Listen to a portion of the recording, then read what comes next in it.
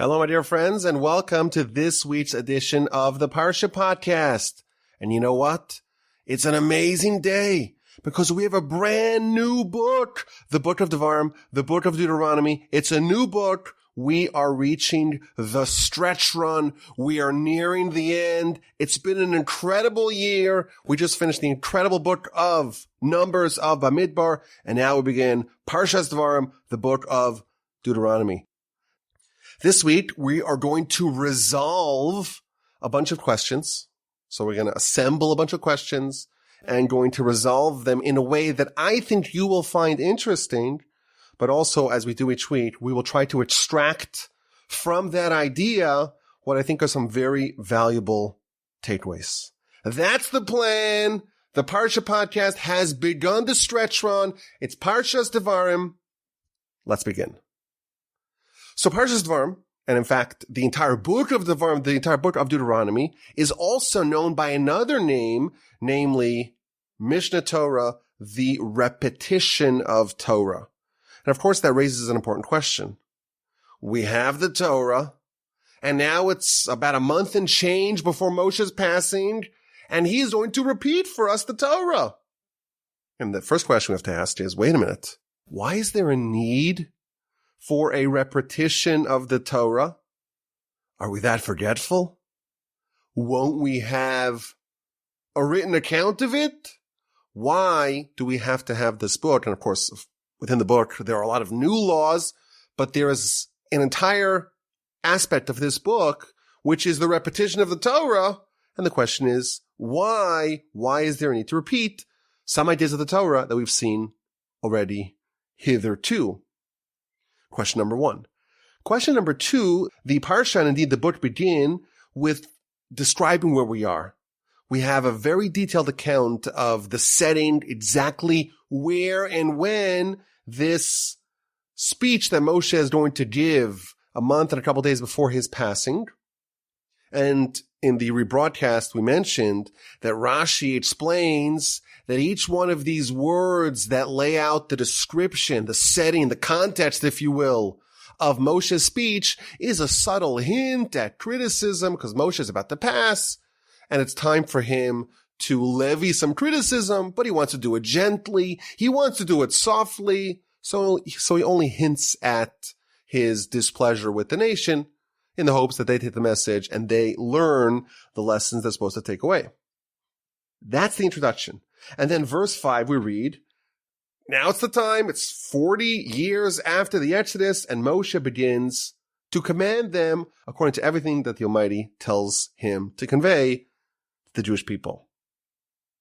And it's interesting that Rashi tells us that Moshe is hinting to the nation all of the various sins and missteps and misdeeds that the nation has done over the course of the 40 years. And that's done in a very gentle way. It's enshrouded in metaphor. It's hinted. It's not mentioned explicitly. But then if you read chapter 1, Moshe does focus on some missteps and misdeeds of the nation quite explicitly and at length. Namely, Moshe spells out the episode of the appointment of the judges and the sin of the spies. And the rest of the Parsha focuses on the war and the diplomacy on the east bank with Edom and Moab and Ammon and Sichon and Og. But the Parsha, again, we have a few verses that Rashi tells us they refer to very subtle and enshrouded and veiled criticism.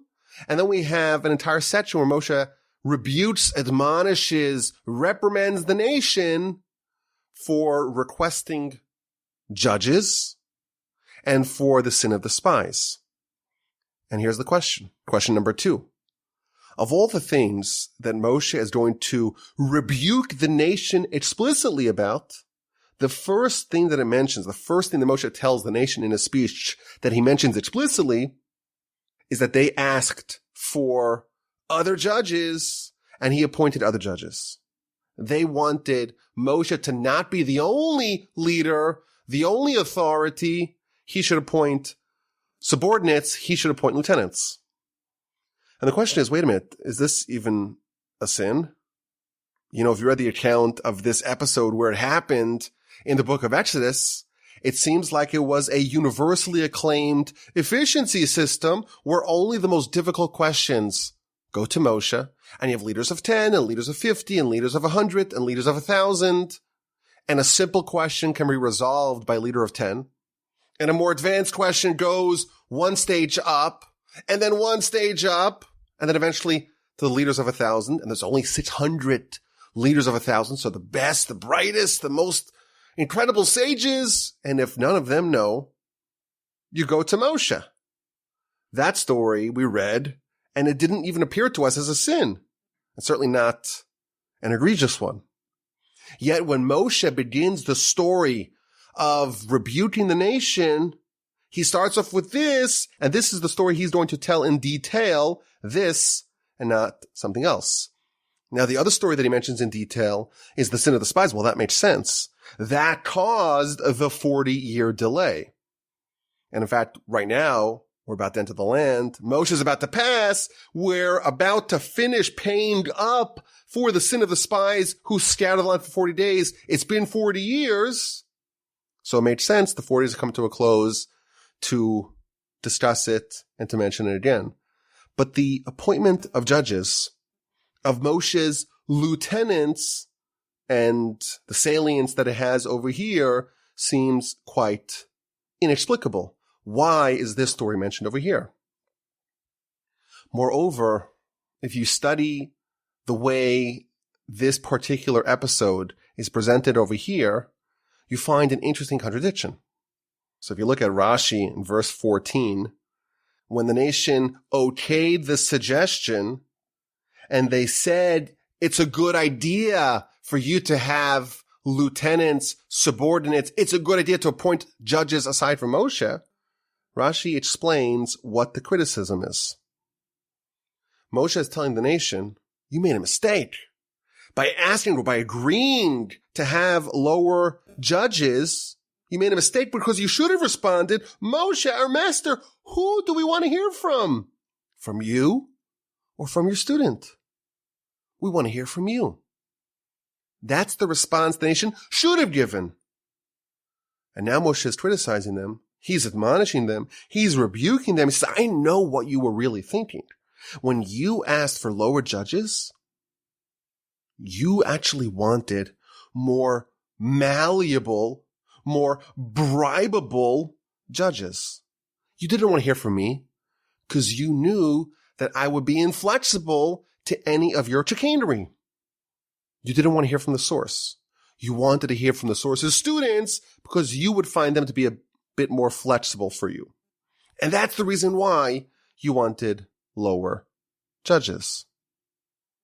So Moshe is rebuking the nation that they acceded to the suggestion that there be other judges aside from Moshe. And the reason why, because they didn't want to hear from Moshe. Now, isn't it interesting that by the Sinai revelation, there was a similar kind of question. Who was going to convey the Ten Commandments to the nation? Was it going to be God himself, or is it going to be intermediated by Moshe? And if you remember chapter 19 of Exodus, Moshe is doing some shuttle diplomacy, running back and forth in this dialogue between the nation and God. And we read in verse 9 of chapter 19 in Exodus that Moshe conveyed to God, the nation wants to hear from you. They want to hear from the source. We want to see our king. We want to see our king. We don't want to hear through an emissary. We want to hear from God directly. So it seems like to me there's a little bit of an inconsistency here. On one hand, at Sinai, by the revelation, the nation wants to hear from the source. They don't want to hear via Moshe. They want to hear from God.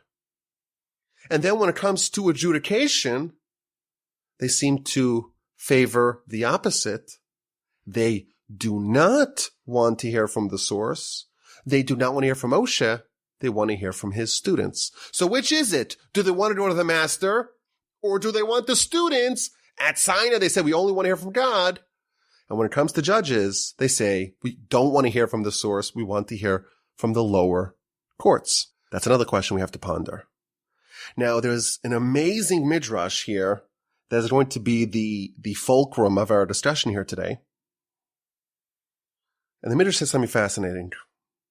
The title of the Parsha and of the book is Devarim. Devarim means words. Why? Because the beginning of the Parsha begins, these are the words, the Devarim, the words that Moshe spoke to all of Israel. Now the Midrash pulls out an amazing contrast with the very beginning of Moshe's story. In chapter 4 of Exodus, Moshe tells God, I can't go save the Jewish people. I can't go negotiate on their behalf. Why? This is chapter 4, verse 10 of Exodus. Lo ish Devarim anochi. I am not a man of words. And the Midrash contrasts Moshe's beginning, if you will, and his present. It's been almost 40 years since the Exodus. And Moshe started off saying, I am not a man of Devarim. I'm not a man of words. And now he begins our Parsha. And our book, these are the words of Moshe. Moshe has been transformed, says the Midrash. Before Torah, he had no words. And now he began to speak words. That's the Midrash. Beautiful contrast, beautiful recall here by the Midrash. Moshe has finally learned how to speak. He's led the nation for 40 years, and now, says the Midrash, it's been 40 years, he is 36 days away from his passing, and finally, Moshe is a man of words. Moshe can convey the Devarim, the words, to the nation. Moshe is finally the consummate and capable leader. But wait a minute. What exactly was Moshe doing for the last 40 years? Wasn't he talking nonstop? He's already been teaching the nation all of Torah. He pulled off the Exodus, the communication with Pharaoh, the sign of revelation, all the times he had to negotiate with the nation, misbehaving, Korach, etc. Moshe has been speaking and speaking and speaking nonstop. And now, suddenly, 36 days before his passing, says the Torah, oh, you should know, Elah HaDevarim. These are the words of Moshe. Moshe has finally learned how to speak. What? What's happened till now? How can the Midrash point to Deuteronomy chapter 1, verse 1 and say, oh, you should know at this juncture of Moshe's story, he's finally remedied the problem he's had since the very beginning. In the beginning, he was not an ish devarim. He was not a man of words. And now he says, Elah devarim, these are the words. Oh, thank God. Moshe's finally been healed. What? Hasn't he been healed much earlier? Moreover, there is a Midrash, and this Midrash is featured actually in Rashi, Exodus chapter 20, verse 15 as well. And the Midrash states that at Sinai, by the revelation, 40 years prior to the events of our Parsha, all the maladies of the entire nation were healed, were remedied. Jewish people, says the Midrash, they were in Egypt, and they were enslaved, and they were forced to work back-breaking labor, and it was not exactly work sites governed by OSHA, and there were, in the words of the Midrash, Brits flying everywhere, and one guy broke his arm, and one guy lost his leg.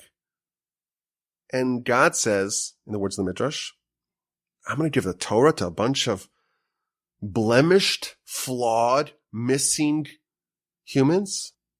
So what did he do? He sent the angels, and the angels, they healed all the people. There were some people that were blind and now they could see. And some people were deaf and now they can hear. And there were amputees and suddenly, miraculously, their limbs grew back.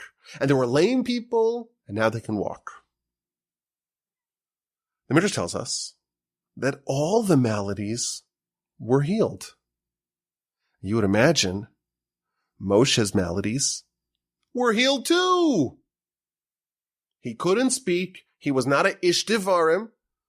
And at Sinai, you would imagine that his medical deficiencies and disabilities and ailments and impairments went away alongside the rest of the nation's illnesses and maladies and flaws.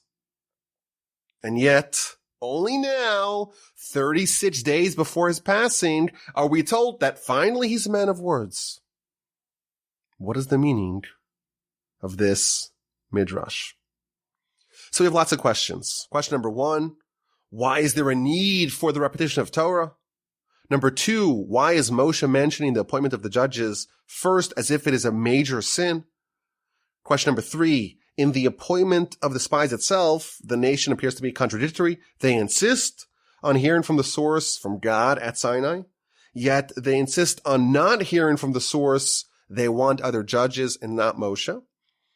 And finally, the 4th question is related to the healing of Moshe's speech. Finally, his speech was healed earlier, you would have imagined, as evidenced by the fact that everyone's disabilities were healed.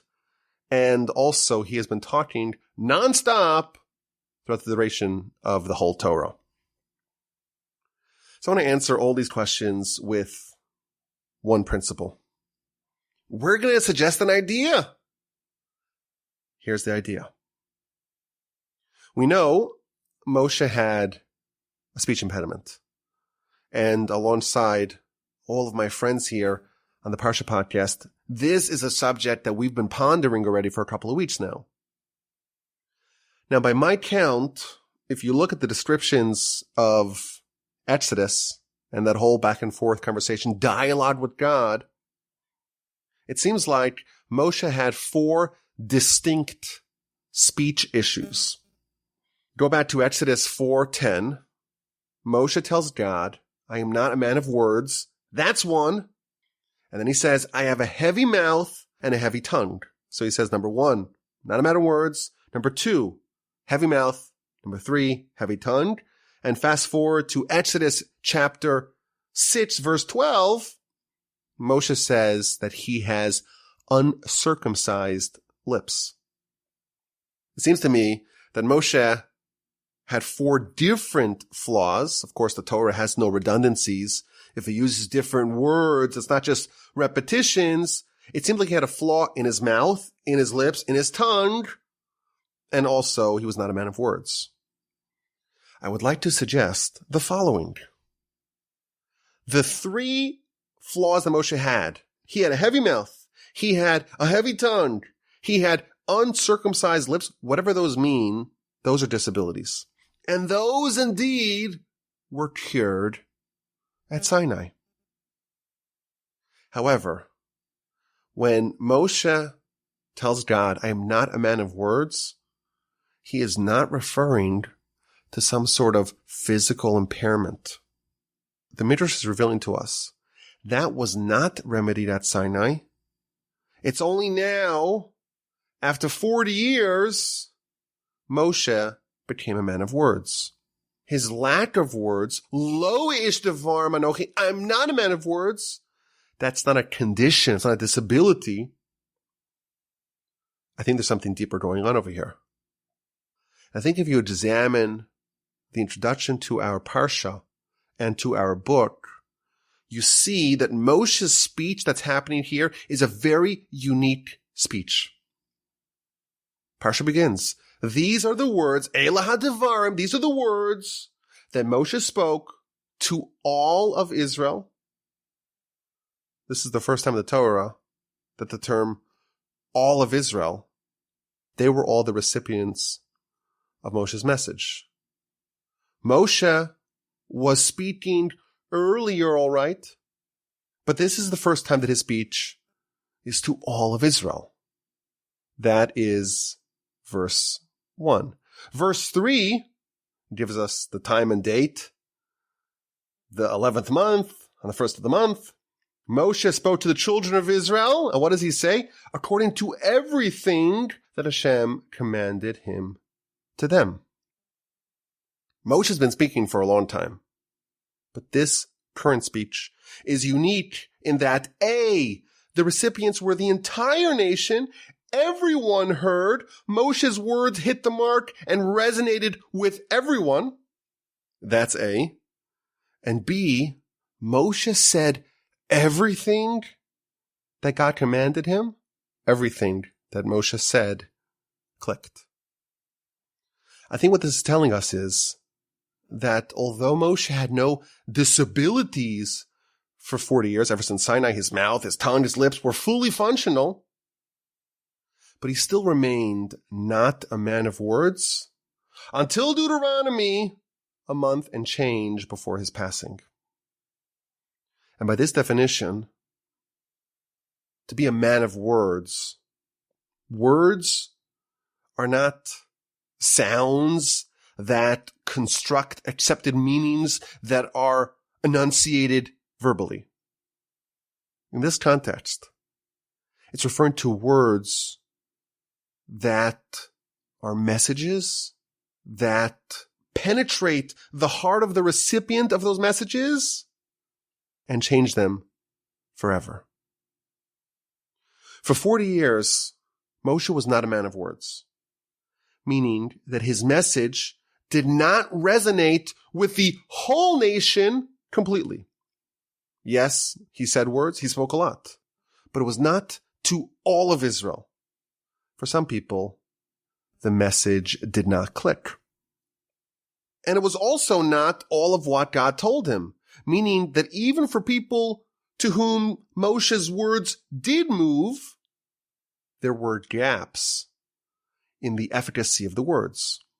And now it's been 40 years and Moshe is finally a man of words. Now the entire nation is ready to hear his entire message. The nation is ready to hear him completely. Everyone is ready to hear everything. And what do you do when you finally have people's attention? Their hearts are open, and you know you have the gravitas, you have the influence, you have the power to affect them, to change them. Now is the time to repeat the Torah. Yes, he said it once, but not everyone heard everything. The words were not fully deployed within them. And now he became a man of words. He must repeat it. This time, all the words will penetrate all the listeners. And how does he begin his speech? What's the first thing that he mentions? He recounts the episode of the appointment of judges. In our view, this is a very minor episode. It's not a major sin, certainly not a major sin of the caliber of the golden calf or the spies. And it makes you wonder, why start here? I think this is the answer. Moshe is now, and only now, a man of words. By mentioning the appointment of the judges, Moshe is explaining to the audience and to us why he is giving this speech. Why is he repeating the Torah? This episode, where the nation says, we don't want to hear from you, we want to hear from your subordinates, this episode epitomizes why Moshe is now repeating the Torah. At the Sinai revelation, they wanted to hear from God, but not Moshe. Also at Sinai, after the revelation, or before the revelation, depending upon if you go with Rashi or Ramban in Parsha Yisro, they want to hear from the lower courts, from other judges. That's who they want to hear from, and not Moshe. And Moshe is telling the nation, in the past, you wanted to avoid me. You'll hear from God, you'll hear from my juniors, anyone but Moshe. Previously, Moshe tells them, you were not receptive to my words. Some of you, of course, heard some of the messages, but you wanted others to give you law. But now, our relationship has matured. I have your complete attention. All of you are receptive to everything I'm going to say. Now I'm going to repeat Torah, this time to a fully receptive audience. Now you're ready. You're primed. You're ready to hear. You're ready to listen. All of you. Now I will communicate in a way that perfectly strikes the target. You can argue that the sin of the spies is also a manifestation of the nation not being totally receptive to Moshe's words. He told them the land is good, but they weren't convinced. They wanted to send spies to scout out the land for themselves. In fact, Rashi in verse 23 tells us that Moshe is trying to convey to the nation, I tried to talk you out of it. I tried to laud the land and to have you be sold on it. I tried to persuade you to accept the land sight unseen, but you weren't buying. Moshe is perhaps conveying to the nation, I was not yet a man of words. Not all of his words were accepted by all the people, and that's why they wanted to send in the spies. Thus, these two stories are a quite fitting introduction to Moshe's speech. They show how in the past they weren't completely receptive to his words, and thus now that they are, all of them, receptive to all of his words, it warrants a complete recapitulation, a complete repetition of the Torah. Now, his words will truly stick to all of them. So we've answered all of our questions. Question number one, why is there a need to repeat the Torah? Well, now he has their full attention. Why is Moshe mentioning the appointment of the judges? Well, that embodies the way things were. And the nation previously had displayed a certain consistency in the fact that they did not want to hear from Moshe.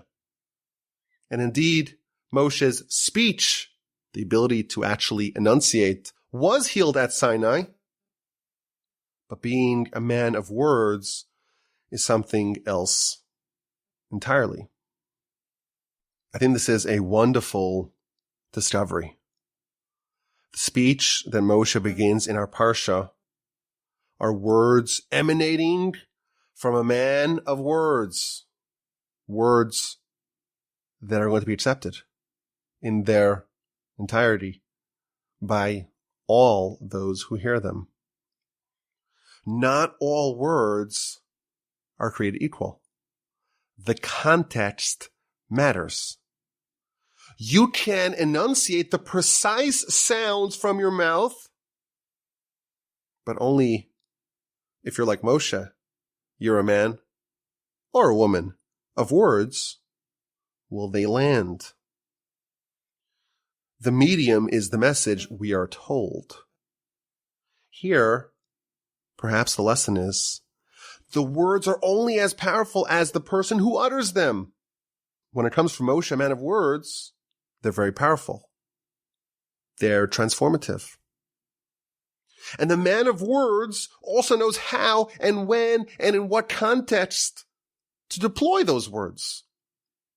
Sometimes you have to wait until the listener is in the proper situation and circumstances and setting to accept that. The words are only as powerful as the readiness of the recipient to accept them. The situation matters, of course, as well. The time and the place of the words will determine how powerful those words are.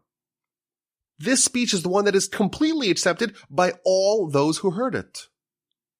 It's the perfect message. It comes after 40 years of Moshe leading the nation. Moshe has proven himself. They know that he has their best interests in mind. They know that he cares for them and is willing to forfeit on their behalf. They know that he will fight for them. He's going to go to war on their behalf. It comes also, I would say, after the immediate threats have been quieted. The enemies that the people were scared of are now destroyed. The nation feels secure. They're not facing any immediate threats. Again, verse 4, after they smote Sichon and Og, and now the time is ripe. The person who's going to say the message is ripe. The nation is ripe. These are the words that Moshe spoke. to all of Israel. This is a relationship 40 years in the making. For 40 years, Moshe has built up trust and credibility and a rapport with the nation. In fact, the Talmud actually says that to have a proper teacher-student relationship, you need to have 40 years of cultivation. And after Moshe has been working at it for 40 years, he became a full-fledged man of words. He spent 40 years building their trust, building a rapport with the nation, earning their confidence. And as any great leader does, studying their character, discovering what makes them move, what makes them tick, what motivates them, learning how to motivate every single one of the millions of Jews, knowing how to tailor your message in a way that's going to be accepted by the recipient. Moshe is finally in the situation to pull out the weapons, to pull out these powerful words to move the nation. I think there's a valuable lesson for us. If you want to be a leader, if you want to be able to move people with your words, you must study this episode very carefully. Moshe is conveying words, whereas in the past he couldn't do it. Now he could do it.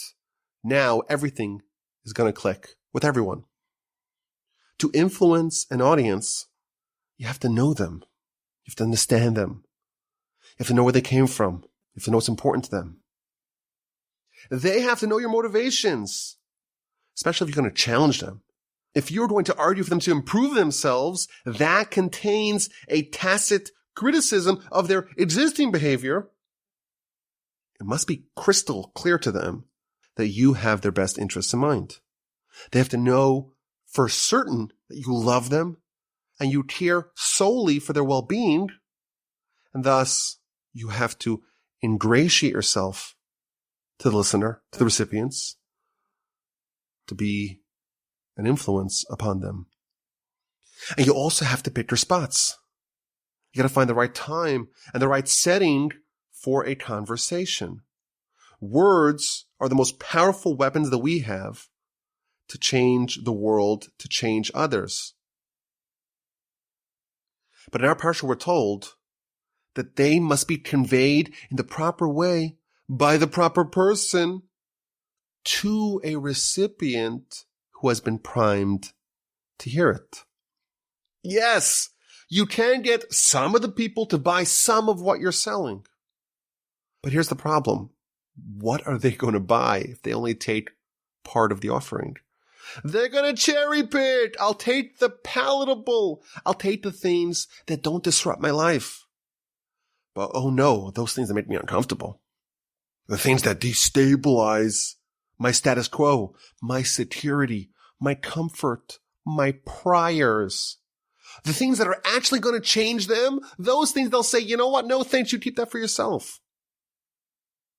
If you want to really transform someone, you want to be a leader, you have to have some sort of tension, some sort of uncomfortable conversation, some sort of confrontation with the person you're talking to. And the greatest human communicator of all time is Moshe. And Moshe spent 40 years preparing for this day. He knows he's not ready. The nation's not ready. He's not ready. They don't have that shared history yet. He's honing his craft. He's becoming a man of words. He's developing the relationship with the nation. They're going through these ups and downs, these ebbs and flows, these great heights and these awful lows together. And again, Moshe is living up to his billing as this great leader. And after 40 years, he's ready. They're ready. The nation is ready. They have this moment in time where it's the perfect storm, the perfect confluence of factors Now the nation is ready to hear. We have a man of words, armed, chambered, ready to go. And he is going to forever change all those who hear his message. The lesson for us, I think, is obvious. You want to be a teacher. You want to be an influencer in the traditional sense. You want to be a leader of any type. But truthfully, all of us who use words to communicate, not all words are created equal. You have to find the right setting to say things. I always think that a parent who cares about parenting, who cares about pedagogy, who wants to raise quality children, you're constantly monitoring your child.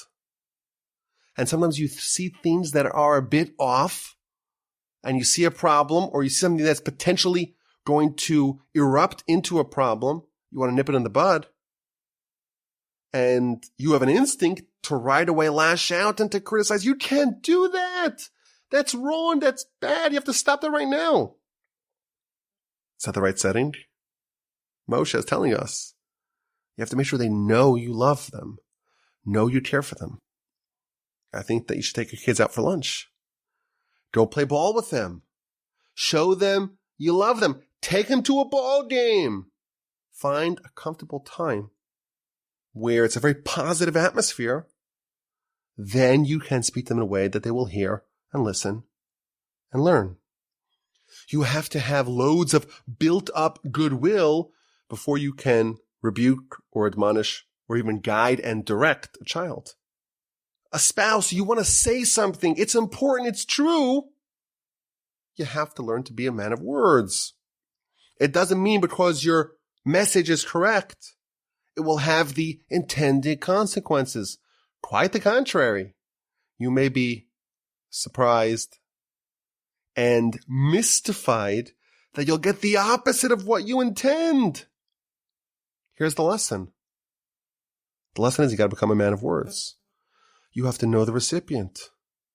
You have to be able to tailor your message properly. Words are superpowers, provided they are used in the proper context. I think for us, we're nearing the end of this cycle of the Torah. And of course, it's a big celebration for us. The Parsha podcast is coming to the end of year 5 of the Parsha podcast. All of us, our hearts are swelling with pride and joy. But I think as we're nearing the end of the story of the Torah, and we began the final book of the Torah is speaking to us as well. And here we see that there is this concept of hearing part of the message, but not all of it. And I think just human nature is that we are sympathetic to hearing some of the messages because that doesn't challenge us. And that is what we would think, well, that's good, right? That's it's better to get something rather than nothing. Of course, that's true. But the words of the Torah are most transformative when they're taken in their entirety. Moshe finds the need to repeat all of Torah because now you'll take it all.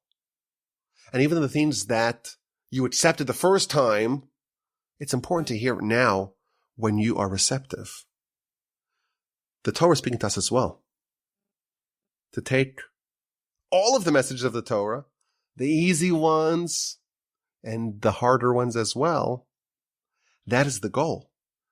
To learn the Almighty's prescribed best practices to have the best and highest quality, most meaningful, and most pleasurable life possible, and to try to adapt to that. That is the lesson. May we all become a man of words or a woman of words, and may the messages of the Torah penetrate our heart. Okay, let's get to this week's A&Q, answers and questions. And by now, we're beginning the book of Devarim. You already know what this is. This is the segment at the end of the show where I ask you a question and you email me, rabbiwolbe@gmail.com, with your answer. And here is this week's question. The 5th verse of our Parsha. After the lengthy introduction, Moshe tells the nation, Be'ever HaYarden, on the other side of the Jordan, the land of Moab, Moshe began to explain this Torah saying. Moshe is beginning his speech after all the introductions, and he is going to explain the Torah very well. Wait a minute. Moshe is explaining the Torah very well? What has Moshe been doing up to now? Hasn't he been teaching us the Torah till now? So, of course, the easy answer is, well, Moshe is repeating the Torah, and therefore he's going to begin his repetition, and he's going to explain it very well. That's what I would have said had I not looked into Rashi. And Rashi says something fascinating. Rashi says that Moshe began to explain the Torah in a way that he never explained it before. Moshe began to explain the Torah really well. He explained it to them in 70 languages. Moshe explained the Torah to the nation in 70 languages. Moshe gave them the Torah with subtitles. 70 different subtitles. 70 different languages. Now, according to Jewish philosophy, and this is an idea that maybe we have encountered in the past, there are 70 root nations, each one with its own language, and that is represented on the festival of Sukkot. We just read in Parsha's Pinchas. We offer 70 bulls, one for each nation. Jacob, we're told, descended down to Egypt with 70 souls, one corresponding to every nation. And Moshe is teaching us Torah in all 70 languages, in the language of every nation. That's what Rashi tells us in verse 5 of our Parsha. And here's the question. How is this useful to us? Would it be helpful if I offered the podcast in Hebrew? I could speak fairly fluently. In Yiddish? Not that great. French, German, Spanish, almost nothing. In Mandarin, would you find that to be helpful? What is the benefit? What is the point? What's the purpose of teaching and explaining the Torah to the nation in 70 languages? That is this week's A&Q. If you have an answer, if you have a suggestion, send me an email, rabbi@wishma.com, and I apologize if it takes me a while to respond to emails. Eventually, I try to get to every single one, but I'm always experimenting and exploring new ways to do it. And lately, my inbox has swelled. So I apologize if you want a response. You will get one, please God, really soon. Now, last week, we asked what I thought was a really tricky question. And the question we asked is, what is the reason why the tribes of Gad and Reuven wanted to have their permanent portion on the east bank of the Jordan? And it seems like there's a contradiction. Chapter 32, verse 1, it tells us the tribes of Gad and Reuven, they had a lot of flock, and that's why they wanted a place that had a good grazing profile. And they said to Moshe, okay, we want to settle permanently on the east bank of the Jordan. If that is all you knew, then you would say, okay, well, we know the reason why they wanted to settle on the east bank of the Jordan. The problem is, if you look at the end of Deuteronomy, Moshe is giving a blessing to the tribe of Gad, and he tells them that you guys sought to settle permanently on the east bank of the Jordan because you knew that Moshe is going to be buried there. Which is it? Do they want to settle on the east bank of the Jordan because there's plentiful grazing area, or because that is where Moshe was buried? And I'll tell you what happened. I'll tell you the story that happened. We're in Canada, and on Friday night, I'm visiting with my in-laws, and my father-in-law, live and be well, says a Dvar Torah, a Torah thought by the Shabbos meal, Friday night dinner. And he asks a question. And by golly, what question does he ask? He asks our question. And he gave an answer in the name of Rabbi Chaim Kanievsky. This is the answer I'm going to share with the Parsha podcast audience. And he said as follows. If you look at the story, the episode of the tribes of Gad and Reuven, you'll find that when it lists these two tribes, it always precedes the tribe of Gad before the tribe of Reuven.